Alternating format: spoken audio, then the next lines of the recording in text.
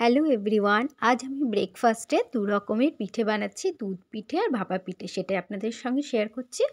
প্রথমে নিয়ে নিলাম 1 কাপ চালের গুঁড়ো, এটা ভাতের চালের গুঁড়ো। আর স্বাদ মতো লবণ নিলাম, লবণটা একটু চালের গুঁড়োর সঙ্গে মিশিয়ে নিলাম। তারপর একটা সসপ্যানে বেশি করে জল নিয়ে জলটা খুব ভালো মতো গরম করে নিচ্ছি। এবার এই জলটা, গরম জলটা একটু একটু করে দিয়ে আমি চামচে করে একটু নাড়াচাড়া করে এটা মেখে নিচ্ছি চালের গুঁড়োটা। জলটা দিয়েছি, এবারে এটা হাত দেওয়া যাচ্ছে না, ভালোই গরম আছে। এটা আমি কিছুক্ষণ ঢাকা দিয়ে রেখে দিলাম, 10 মিনিট মতো ঢাকা দিয়ে রেখে দিলাম। 10 মিনিট পরে ঢাকাটা খুলে নিলাম। এবারে হাতটা একটু ভালো করে ধুয়ে নিয়েছি। তারপর এবারে একটু হালকা গরম আছে, হাত দেওয়া যাচ্ছে। এই অবস্থায় আমি এটা একটা ডো বানিয়ে নিচ্ছি। ভালো মতো এই ডোটা মেখে নিলাম। এবারে এর হাফ পোর্শন আমি আলাদা করে নিচ্ছি, একটা থালায় তুলে রাখছি। আর এই যে বাটিতে হাফ পোর্শন আছে, এটা আমি ঢাকা দিয়ে রাখছি।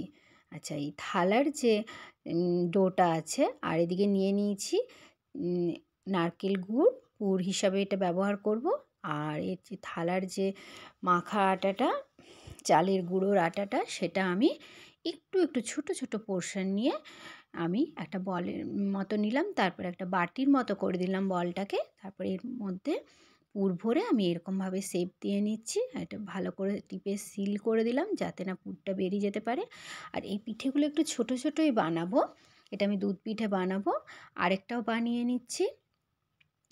এটা ছোট ছোট করে বানালে কি হবে, তাড়াতাড়ি দুধের মধ্যে সেদ্ধ হয়ে যাবে।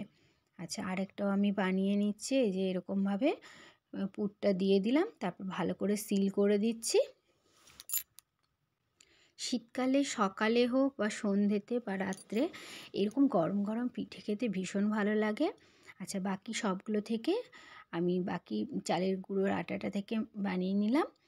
এদিকে নিয়ে নিচ্ছে একটা কড়াইয়ে 750 মিলিলিটার দুধ। এবারে ওভেনটা অন করে আমি এই দুধটা, কড়াইটা বসিয়ে দিলাম আর এটা ফুটিয়ে নিচ্ছি দুধটাকে। দুধটা ফুটে এসেছে। এবারে যে পুর ভরা পিঠেগুলো শেপ দিয়ে রেখেছিলাম সেগুলো এর মধ্যে দিয়ে দিচ্ছি। ওভেনের ফ্লেমটাকে আমি এখন একটু মিডিয়ামে করে দিলাম, হাই থেকে। আচ্ছা, সব পিঠেগুলো দিয়ে দিয়েছি। এবারে হালকা হাতে একটু এগুলো যাতে না কড়াইয়ে স্টিক হয়ে যায় বা একটার সঙ্গে একটা অপরের সঙ্গে স্টিক না হয়ে যায়, সেই কারণে আমি চামচে করে হালকা হাতে নেড়ে দিচ্ছি। আচ্ছা, দেখুন এটা ভালো মতো। এবারে আমি এটাকে হাই ফ্লেমে 15 মিনিট ধরে ফুটিয়ে নিচ্ছি। এতে কিন্তু পিঠেটা রেডি হয়ে যাবে। আর যদি মনে হয় দুধটা পড়ে যাচ্ছে কড়াই থেকে, তখন ওভেনের ফ্লেমটা মিডিয়ামে করে দিতে হবে। 10 মিনিট ফুটবার পরে আমি এতে দিয়ে দিলাম 4 চামচ চিনি। চিনিটা আপনারা আপনাদের স্বাদ মতো দেবেন। এবারে চিনিটাকে নাড়াচাড়া করে সব কিছুর সঙ্গে মিশিয়ে দিচ্ছি। এদিকে নিয়েছি 3টে ছোট এলাচ। এলাচের দানাগুলো আমি হামালদিস্তায় নিয়ে নিচ্ছি। তারপর এগুলোকে থেতো করে নিচ্ছি। এবার থেতো করা এলাচের গুঁড়ো আমি দিয়ে দিলাম দুধ পিঠের মধ্যে। এবারে দুধ পিঠেটা আরও 5 মিনিট আমি ফুটিয়ে নিচ্ছি। Total 15 minute. দেখুন অনেকটাই ঘন হয়ে গেছে আর দুধের পরিমাণটাও কমে এসছে। আর সাইডে যে সরগুলো লেগে যাচ্ছে সেগুলো আমি চামচে করে সরিয়ে সরিয়ে আবার এই দুধ পিঠের মধ্যে মিশিয়ে দিচ্ছি। এটা একেবারে রেডি হয়ে গেছে। দেখুন পিঠেটা কতটা দেখতে সুন্দর লাগছে, খেতেও অসাধারণ হয়। এবারে ওভেনটা অফ করে আমি এটাকে ঢাকা দিয়ে রেখে দিলাম এক সাইডে। আর যে বাকি হাফ পোর্শনটা ছিল, ডোটা ছিল, সেই ডোটা থেকে একটু বড় বড়ই নিলাম। সেগুলো এইরকম নিয়ে বলের মতো নিয়ে আমি এটাকে এরকম চ্যাপ্টা করে তারপর বাটি বানিয়ে নিচ্ছি, বাটির মতো শেপ দিচ্ছি। তারপরে এর ভেতর পুর দিয়ে আমি এটাকে গোল গোল বলের মতোই বানিয়ে নিচ্ছি। আপনারা আপনাদের পছন্দ মতো শেপ দিয়ে দিতে পারেন। এটাকে ভালো মতো সিল করে দিতে হবে, না হলে পুরটা যখন পিঠেটা ভাপানো হবে তখন পেরিয়ে যেতে পারে। তো আরেকটাও আমি বানিয়ে নিচ্ছি। একইভাবে আমি বাকিগুলো বানিয়ে নেব। এই পিঠে খেতে ভীষণ ভীষণ ভালো লাগে আর এগুলো বানানোও ভীষণ সহজ, যে কেউ বানিয়ে নিতে পারবেন। তো সবগুলোই আমার বানানো হয়ে গেল। এবারে আমি পিঠেটা ভাপাবো, তার জন্য আমি একটা বাটিতে নিয়ে নিয়েছি বেশি করে জল। জলটাকে ওভেনটা অন করে বাটিটা বসিয়ে আমি ফুটিয়ে নিচ্ছি। জলটা ফুটে এসেছে।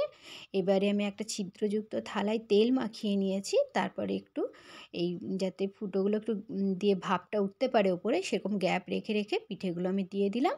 তারপর একটা ঢাকা দিয়ে দিলাম। এবার ওভেনের ফ্লেমটাকে হাই রেখে এটাকে আমি 15 মিনিট ফুটিয়ে নিলেই তৈরি হয়ে যাবে ভাপা পিঠে। 15 মিনিট হয়ে গেছে, আমি এবার ঢাকাটা খুলে দিলাম। এটা ভাতের চালের গুঁড়ো, তো খেতে ভীষণ সুস্বাদু হয়। এবার দেখুন, আর এই যে এদিকে যে দুধ পিঠেটা ঢাকা দিয়ে রেখেছিলাম, কত সুন্দর উপরে একটা লেয়ার পড়ে গেছে, দেখেই তো জিভে জল আসছে। এটা খেতে অসাধারণ হয়েছিল। আপনারা দুধ পিঠে এইরকমভাবে খুব সহজেই বাড়িতে বানিয়ে নিতে পারেন। তো আমি আজকে ব্রেকফাস্টে বানালাম। এবারে আমি এটা সার্ভ করে নিচ্ছি। দুধ পিঠে সার্ভ করে নিচ্ছি একটা বাটিতে, এদিকে থালার মধ্যে নিয়ে নিচ্ছি ভাপা পিঠে। আপনারাও বাড়িতে এরকমভাবে বানাবেন, এটা খেতে দারুণ অসাধারণ হয়। আতপ চালের গুঁড়ো দিয়ে বানালে একটু শক্ত হয়ে যায়, তাই ভাতের চালের গুঁড়ো দিয়ে আপনারা বানাবেন এরকমভাবে। আজ এই পর্যন্তই। Thank you so much.